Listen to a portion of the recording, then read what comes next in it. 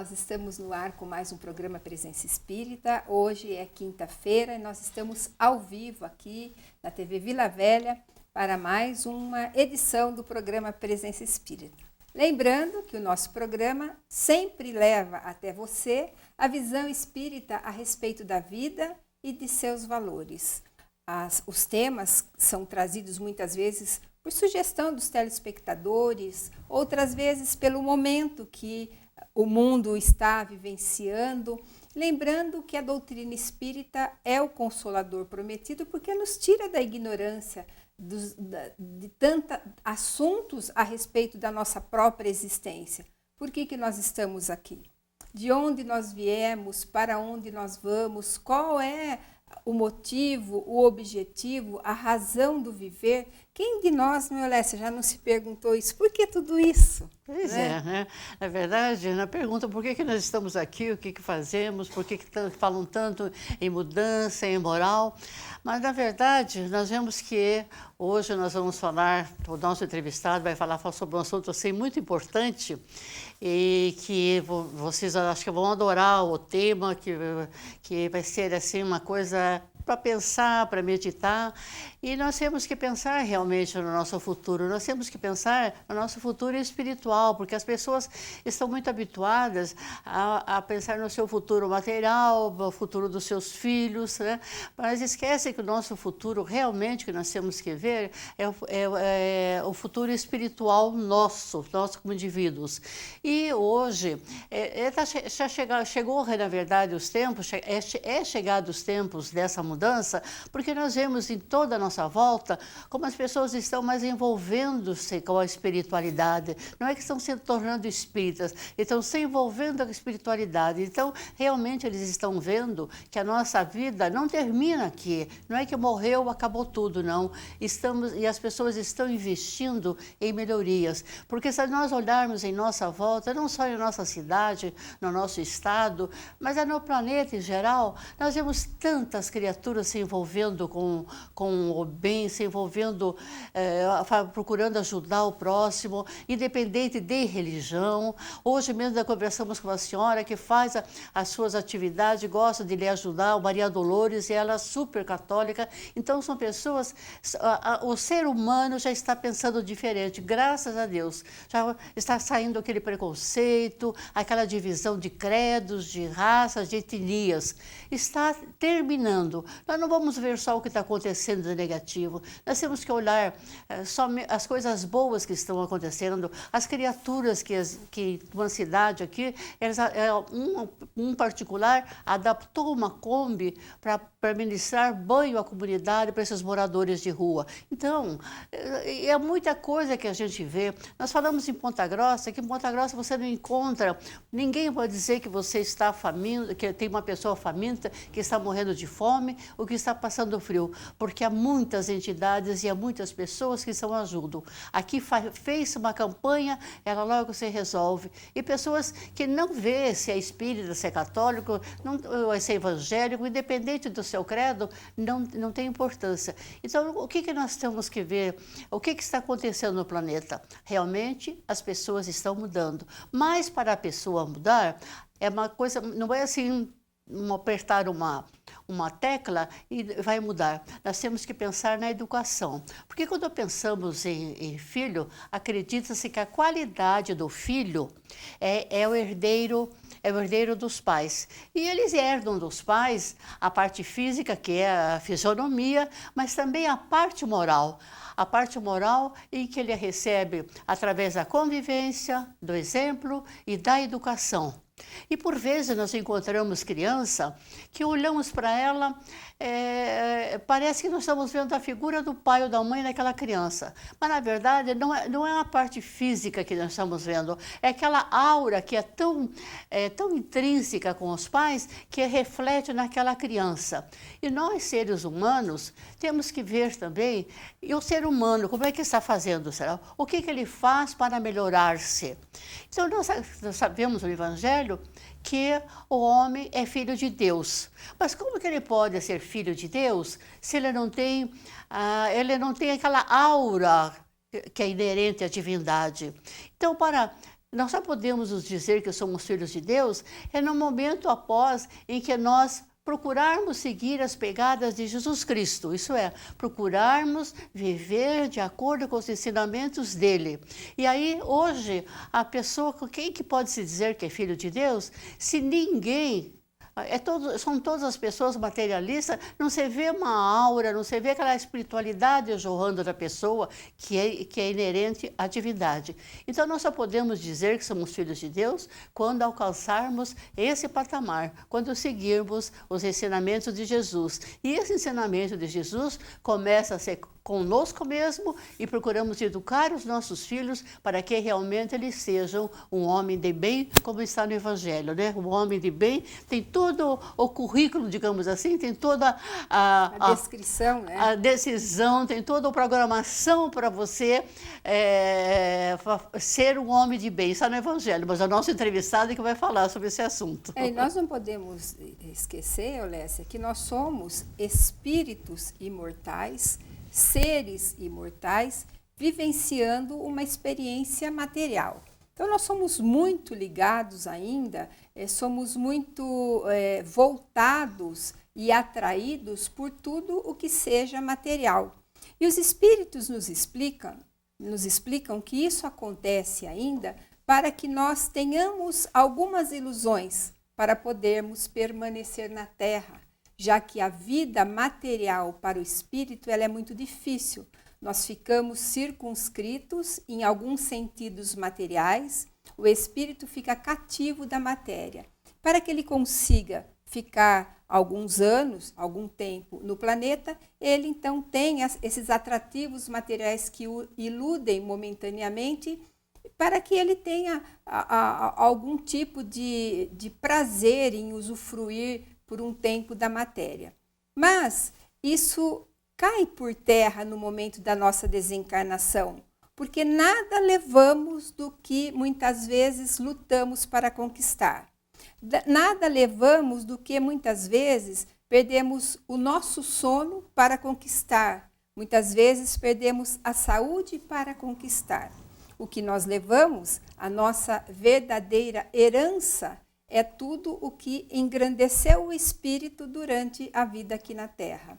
As amizades, o conhecimento, as virtudes que nós desenvolvemos, como a capacidade de perdoar, de entender, a benevolência, a caridade, enfim, esses valores que onde nós estivermos, encarnados, desencarnados, no planeta em que nós estivermos habitando, valores nos acompanharão e jamais perderemos. São aqueles tesouros que o Evangelho diz que a traça não corrói. Esses valores nós deveremos, com a nossa experiência e com os nossos exemplos, passar por aqueles que nos olham, para aqueles que nos vigiam, para aqueles que nos observam, que são as crianças, principalmente os nossos filhos, que aprendem por imitação. E se um pai é bom, o filho vai o imitar, vai aprender com ele.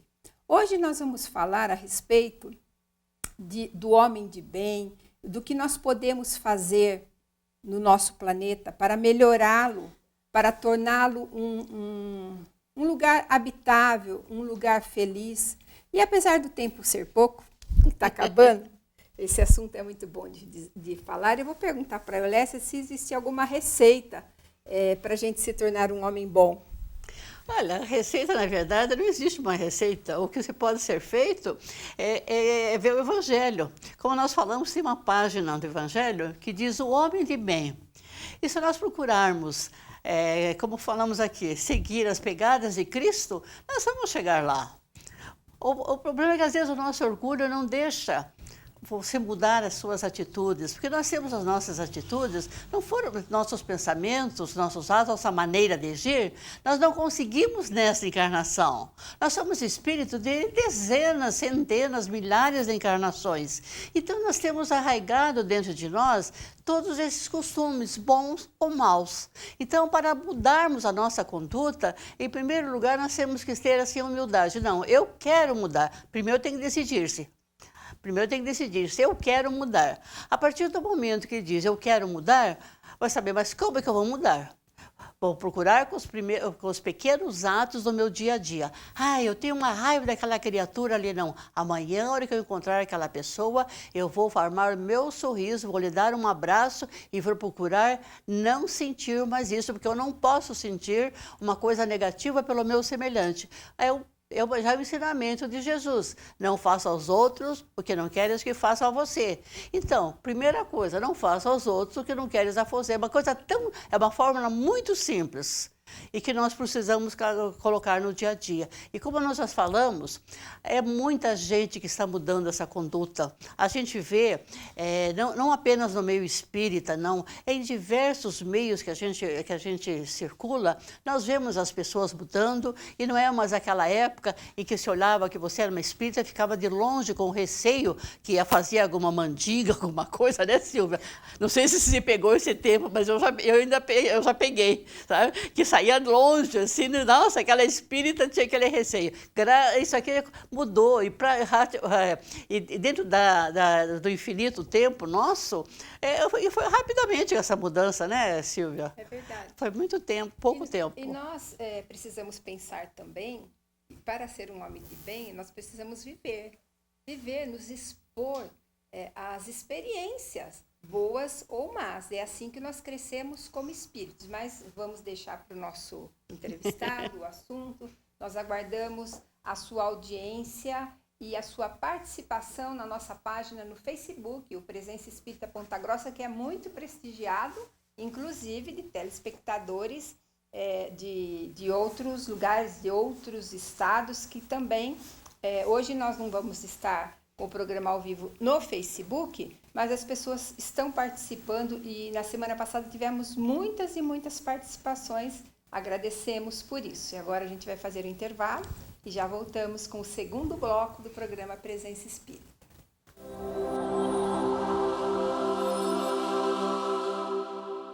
Estamos de volta com o segundo bloco do Presença Espírita e hoje para apresentar o livro que será sorteado. É um livro, Busca e Acharás.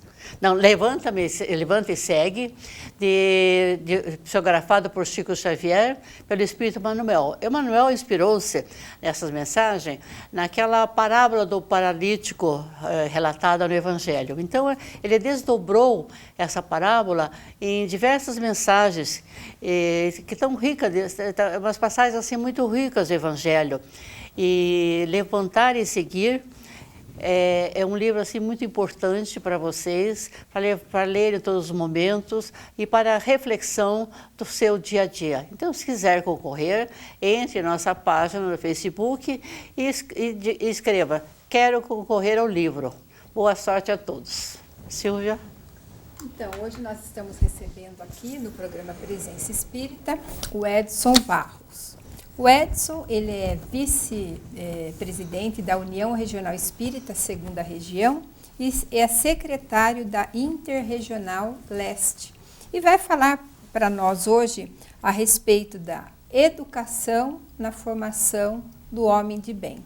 Então, se vocês quiserem saber mais sobre esse tema, vocês podem ir mandando perguntas, que além dessas perguntas que a gente tem aqui, nós vamos, no final do último bloco, perguntar mais para ele a respeito do tema. E também vocês podem mandar outros temas que o Edson também pode responder ao final do último bloco. Seja bem-vindo, Edson. Obrigado, Silvia. Obrigado, Eulécia. É uma alegria estar novamente no Presença Espírita. E falar desse tema, né, Edson? Exatamente. É um tema bem instigante para todos nós. Para todos nós. E a primeira pergunta que eu vou fazer para o Edson é a seguinte. Nós vemos hoje que o mundo passa por muitas dificuldades, no campo material, no campo moral, no campo espiritual e psicológico. Qual que é a melhor forma de nós mudarmos a situação atual de todas essas coisas que vem acontecendo, que muitas vezes nos entristece? Há possibilidade de mudanças, Edson? É uma questão bastante delicada nós observarmos o mundo dos dias de hoje, com todas essas dificuldades que a Silvia nos relata, né? com conflitos, com diversos problemas que assolam a humanidade. Mas os psicólogos, os estudiosos, os cientistas em geral das ciências humanas já têm evidenciado que a única forma, Silvia, de nós realmente modificarmos essa situação que nós vivemos no mundo de hoje vem ao encontro do nosso tema, que é através da educação, dessa oportunização de novos valores para a criatura humana. A Eulécia falou muito bem no início do programa a respeito dos nossos pequenos, das crianças, dos jovens. Então, quando a gente vem à Terra, nós estamos tendo essa nova oportunidade de extirpar do nosso psiquismo as tendências negativas que nos constituem o espírito imortal, substituindo-a por novos valores. Então, esse é o processo educacional que nós precisamos trabalhar para que possamos ter um mundo renovado, um mundo melhor. Nós também falamos no primeiro bloco várias vezes, né, Eulécia, a respeito do homem de bem, que na verdade é um tema espírita, né? Porque às vezes as pessoas não compreendem. Não é homem do bem, porque a gente diz o homem de bem. Inclusive é um termo do Evangelho. Então a pergunta é, o que é o homem de bem na concepção espírita, Edson? O homem de bem é aquele modelo ideal que nós devemos seguir, né? No Evangelho segundo o Espiritismo está inserida essa página que trata do homem de bem, e lá Kardec vai fazer uma análise de quais as virtudes que nós devemos buscar para nos tornarmos pessoas de bem, criaturas de bem, e num termo genérico, o homem de bem. E ele fala lá que o homem de bem é aquele que exerce com mais propriedade a lei de justiça, amor e caridade.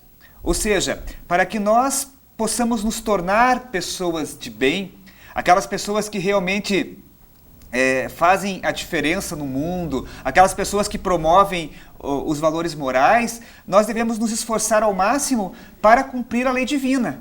A lei de amor que Jesus nos ensinou, como a Eulécia também falou no começo, a lei de justiça, que é aquela que nos faz exatamente buscar as coisas da justiça, e a lei de caridade, que é aquela que nos incentiva a fazer ao outrem o que nós gostaríamos de receber para nós.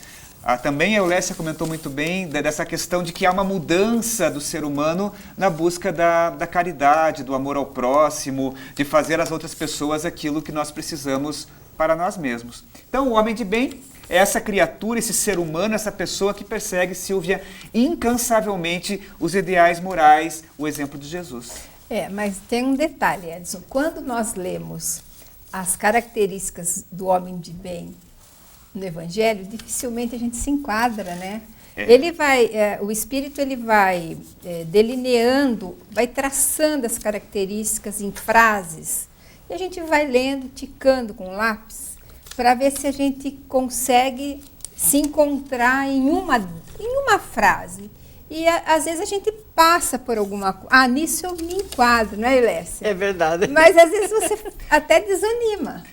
Como eu falei, Silvia, a passagem do homem de bem, né, desenvolvida por Kardec, é o modelo.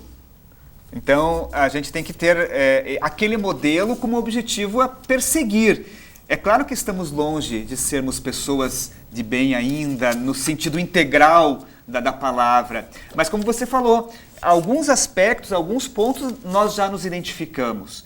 E nós compreendemos que aqueles valores ali descritos realmente constituem aquele ideal que fará com que nós possamos ser felizes e que o nosso mundo seja melhor. Então, não que tenhamos todas as virtudes ali exaradas, mas nós temos um modelo a ser seguido. É essa a proposta de Kardec quando nos apresenta a página. Eu acho que se a pessoa vê com um prisma assim, como eu quero ser médico, ou quero ser um professor. Para chegar lá, ele tem que ter todas as etapas, né? Você alfabetizar, passar por todos os ciclos, para depois chegar à universidade. Então, para não desanimar, quando eu senti ler a página do bem, eu já me apertei assim, porque você vê tão poucos pontos que se identifica. E eu falei, não, mas eu tenho que ver, não posso desanimar, eu tenho que ver nesse sentido. Eu quero chegar lá, então, para mim chegar lá, eu não posso dar um pulo, eu tenho que ir passo a passo, né? É verdade.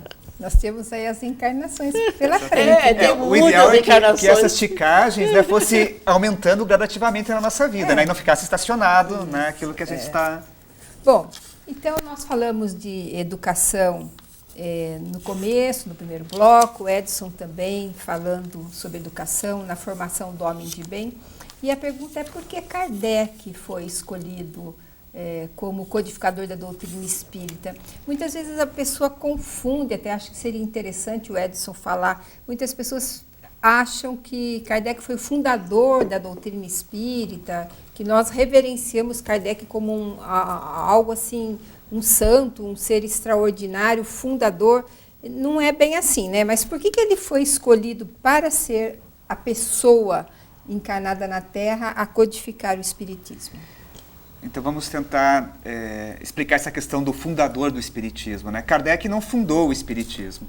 Ele se baseou nas comunicações mediúnicas que no século XIX vieram como uma torrente, algo assim com muita intensidade, porque era o momento chegado de que essas verdades viessem à Terra. Então ele acaba captando essas mensagens mediúnicas de todos os pontos do globo e ele cataloga essas mensagens, ele compara essas mensagens, por isso que a gente diz que ele é o codificador. O Livro dos Espíritos não é uma obra especificamente de Kardec, mas algumas anotações são dele, mas a grande maioria ali são respostas que os espíritos deram às perguntas que Kardec fez. E Kardec veio com esta missão. É interessante notar que os espíritos, inclusive, falam que se Kardec falhasse, haveriam outros que poderiam substituí-lo, mas o principal motivo dele ter vindo é porque ele trazia no seu psiquismo, na sua personalidade, essa característica de educador, Silvia. Porque a doutrina espírita, quando nós a estudamos em profundidade, nós observamos que ela é estritamente pedagógica, ela é estritamente ligada aos princípios educacionais. E quando Kardec compila as mensagens dos espíritos, ele as faz de uma forma metódica que é fácil de compreender, é fácil de entender, exatamente porque ele tinha essa característica de educador.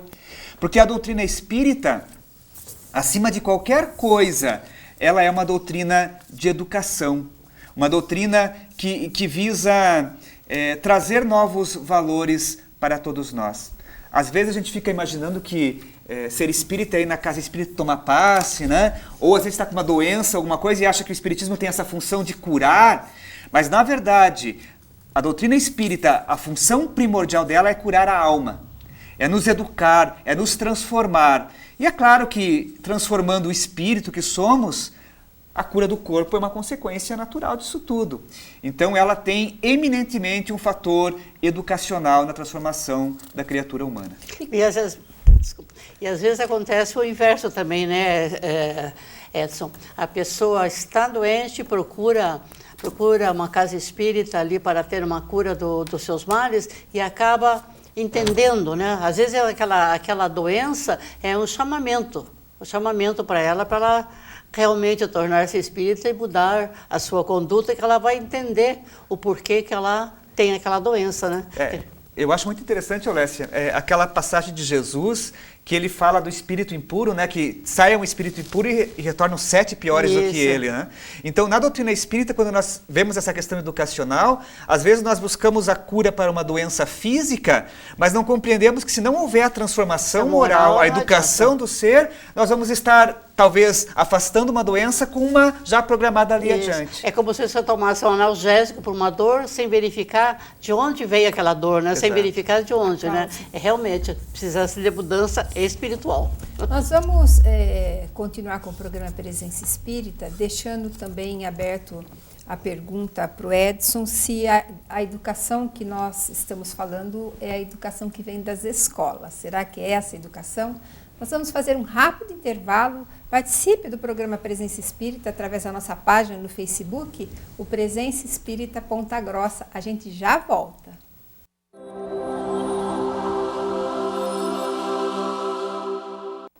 Nós voltamos com o terceiro bloco do programa Presença Espírita e a pergunta que eu deixei para o Edson, hoje nós estamos falando a respeito da educação na formatação do homem de bem. Ele já explicou no segundo bloco o que é o homem de bem, como que o Espiritismo descreve o homem de bem. E eu deixei em aberto, né, essa educação que constrói o homem de bem. essa educação que a Eulécia falava no primeiro bloco, que é importante que as nossas crianças passem por esse processo. Seria a educação que vem das escolas, das universidades, da ciência? Silvia, desculpe.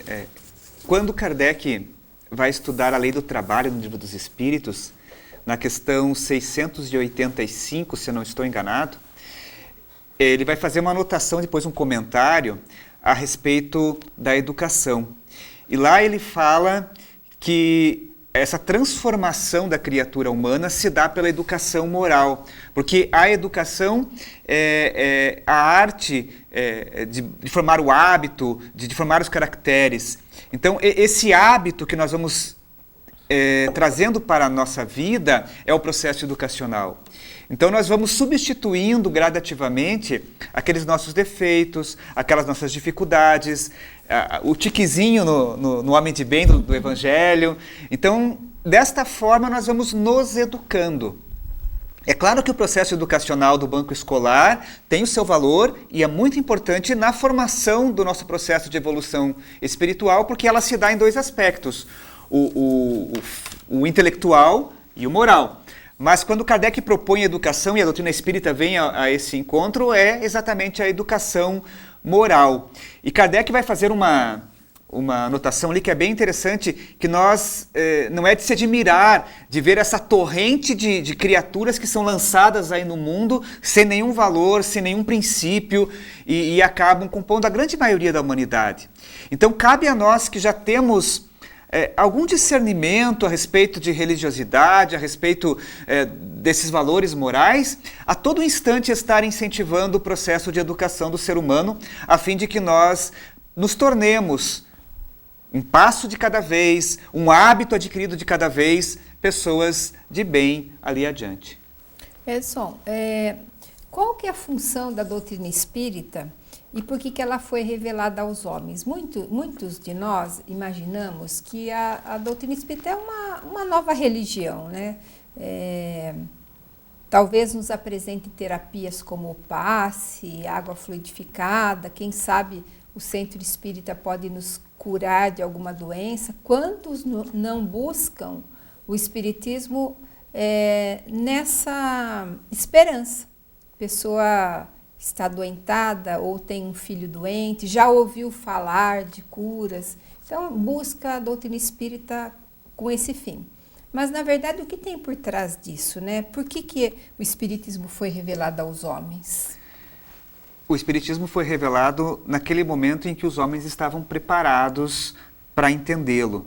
Não o foi antes porque a criatura humana ainda trazia dentro de si o primitivismo, as ideias ainda que não estavam amadurecidas. Então ele foi revelado nesse momento em que a mente do ser humano começou a se abrir para novos horizontes. E ele foi revelado exatamente, Silvia, com esse propósito educacional, de transformar a criatura humana. Porque Jesus já foi um grande educador. Quando Jesus falava aos seus discípulos ou às pessoas que o seguiam, ele utilizava das parábolas, que é um recurso educacional formidável.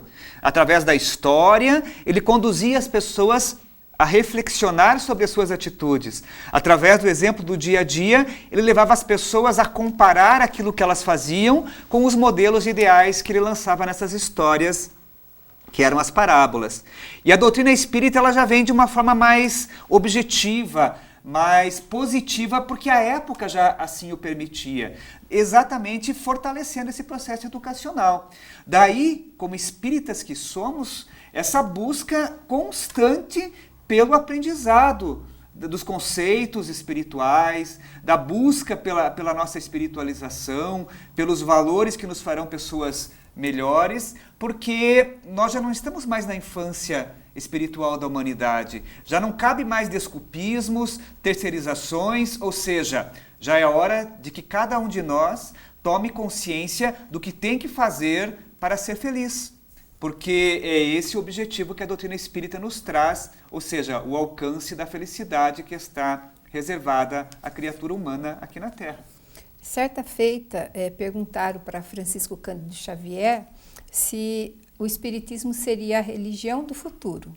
e ele responde que o espiritismo seria o futuro das religiões. Ou seja, muitas religiões ainda trazem a parte material, né? Até a parte material, né, Eulécia, do céu, do inferno.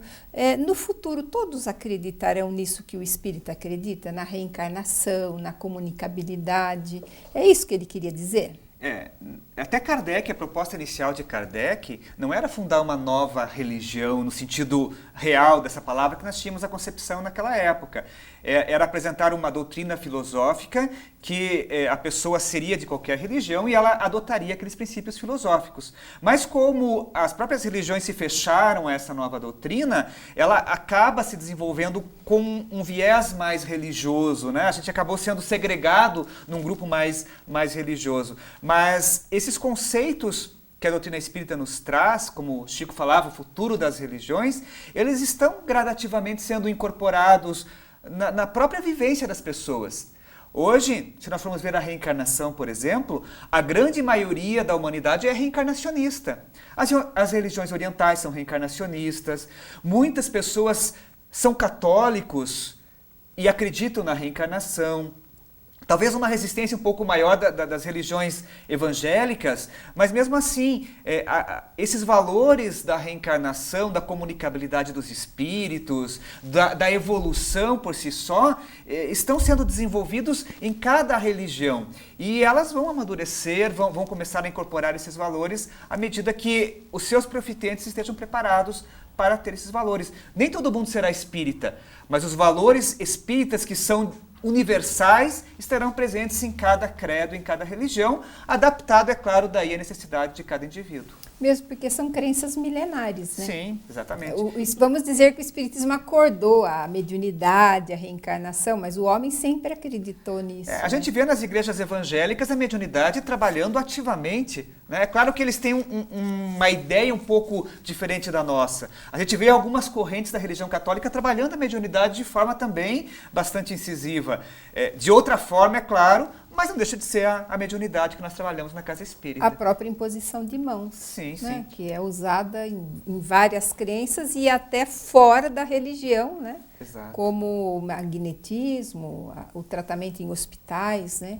Que não levam a religião no bojo, mas técnicas científicas também. Na verdade, eles têm assim, apresentam uma outra conotação, uma outra maneira de apresentar, porque se forem apresentar esses temas que o Edson falou, de acordo com a nomenclatura espírita, eles são nem espíritas, né? Então, o importante é a essência, e não o rótulo. Exatamente. Não importa o rótulo, e sim a essência, que a essência toda é baseada nas pegadas de Jesus, nos ensinamentos de Jesus. E a própria ciência, Eulécia, né, vai ao encontro desses valores. A gente vê, a Silvia falou da fluidoterapia, a imposição de mãos. Hoje, algumas vertentes da ciência mesmo estão estudando esse tipo de fenômeno e que a gente já tem há mais de um século e meio na doutrina espírita. Não, nós sabemos, foi bom ter lembrado da ciência, Edson, porque nós temos muitos hospitais aqui no Brasil que têm o tratamento de imposição das mãos para aqueles que os quiserem, para os doentes que quiserem usufruir, porque é uma ajuda, né? Não que o passe, o magnetismo oferecido ali vai curar as pessoas, é uma ajuda. É uma ajuda para as pessoas, né? Inclusive tem uma pesquisa que a Universidade de São Paulo fez com ressonância magnética funcional de crânio, em que o paciente era solicitado a orar no momento do exame. E foi detectado que algumas regiões do cérebro acendiam, principalmente próxima à glândula pineal, mostrando que no momento em que nós oramos, nós eliminamos certos hormônios que irradiam o cérebro de luz. Então nós vemos aí a aproximação até a ciência, trazendo a parte da espiritualidade, porque a ciência ela vai até um tanto, né, Edson e Eulécia? Depois dali, tem outras coisas transcendentes por trás que explicam aquilo que a ciência não consegue explicar. Depois agora, há pouco tempo atrás, a ciência estava de um lado e a religião de outro. As duas jamais se aproximavam, né? E hoje não, hoje já estamos vendo, né, que você relatou da experiência, e muitos casos também, assim, em que ciência e religião já estão se aproximando. Posso fazer uma parte só, para a gente não perder esse assunto? Sim. Daquilo que você falou da ciência, eu sei que não tem a ver com o assunto que a gente está tratando, mas foi feito experimentos também na questão da reencarnação. Acho que era uma tomografia também, e a pessoa que tinha lembranças de outras vidas, quando era colocado no aparelho tomógrafo, o que acendia era a região da memória e não a região da imaginação, comprovando também, de alguma forma científica, que nós estamos lembrando de outras vidas e não criando algo na imaginação nossa. A ciência é uma parte do conhecimento, ela não é todo o conhecimento. Então, nós não precisamos integralmente do aval da ciência para aceitarmos certas coisas que só a alma entende, né? Só a alma e só o que nós trazemos de transcendente entende. Bom, nós já acabamos esse bloco, agora a gente vai para o último intervalo e já voltamos com o programa Presença Espírita.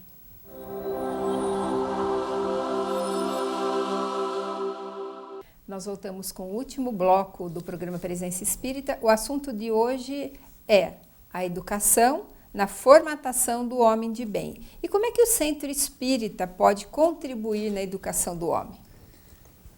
O Centro Espírita, ele é a única instituição que trata desde o berço até o além-túmulo.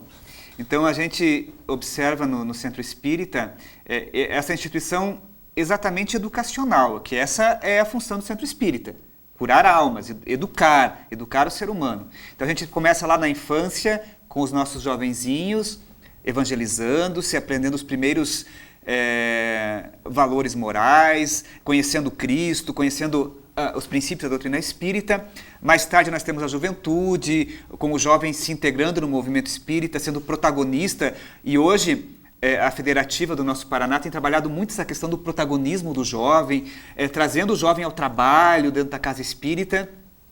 Mais tarde nós vamos ter os adultos, né? Porque a gente vai na palestra, a gente vai no Centro Espírita tomar passe às vezes e ouvir a palestra, quando na verdade é o contrário. A gente vai ouvir a palestra e o passe é o complemento, porque o processo é educacional, então a palestra vai me trazer valores, a palestra vai me educar. Então também o Centro Espírita vai contribuir com a educação através da palestra.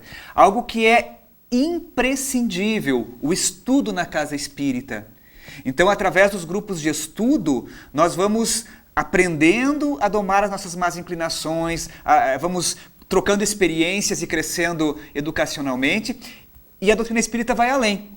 Se tudo isso falhar, se a gente não for aquela pessoa de bem, a gente retorna na casa espírita e se educa através da reunião mediúnica. Então ela vai do berço até o além-túmulo, a educação no Centro Espírita. É muito interessante essa visão, né? A gente não consegue fugir de qualquer maneira. O Edson falava que muitas pessoas de outras religiões têm simpatia com a doutrina espírita, acreditam até na reencarnação, na mediunidade, vão em busca disso, inclusive, de comunicação com os que já partiram. Mas há um entendimento, muitas vezes, e até dentro da casa espírita, por alguns espíritas, de que a reencarnação tem um papel punitivo. Então, a gente encarna para pagar o que fez de errado na outra encarnação. Bom, será que é isso mesmo? É esse o papel da reencarnação, Edson? Deus é extremamente bom e justo. Seria injusto se a reencarnação tivesse só um papel punitivo. A reencarnação, vindo ao encontro do que nós estamos conversando até aqui, tem o papel educativo, principalmente educativo. Porque na repetição das experiências, nós fazemos aquilo que Kardec fala na lei do trabalho. Nós adquirimos hábitos. Então, é claro que quando nós insistimos nos mesmos erros, é natural que a dor surja como um processo educacional. É como a criança que coloca a mão no fogo e se queima. Ela foi avisada, mas ela foi lá e colocou a mão. Assim somos nós. Nós somos avisados, mas cometemos erros. Então a dor surge num processo educacional.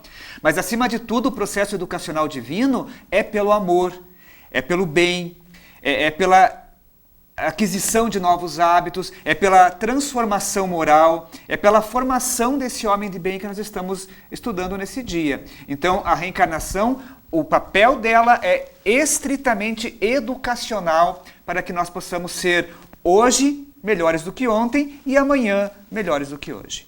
Eu vou até fazer uma brincadeira aqui com você, porque é punitivo, mas ninguém quer fugir da reencarnação. Ninguém quer morrer, né, Edson? Exatamente. É uma boa punição, então, Isso. né?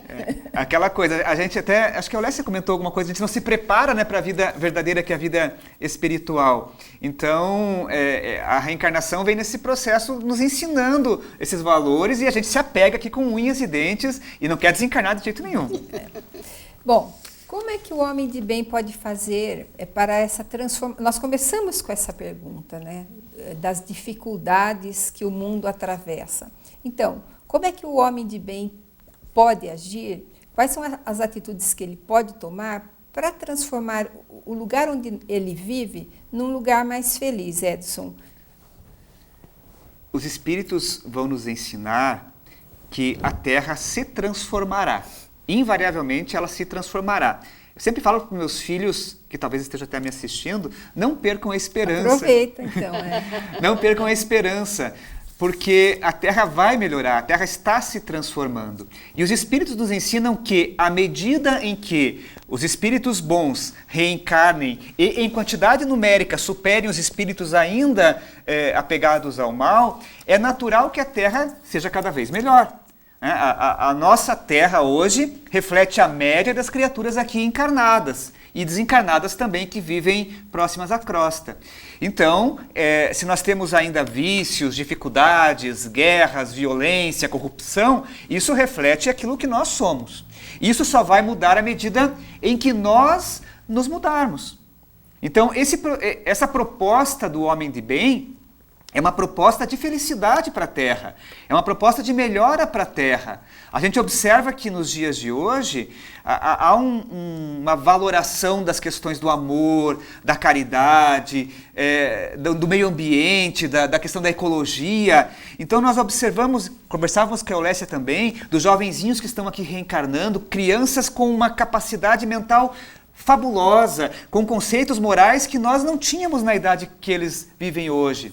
Então, a gente observa que realmente, gradativamente, cada ser que ainda estava arraigado ao mal, à delinquência, à violência, deixa a Terra pelo processo da desencarnação, vem outra criatura mais elevada, mais moralizada, com novos valores morais, e assim, peça por peça, nós vamos melhorando a média dos habitantes da Terra e a Terra vai se transformando.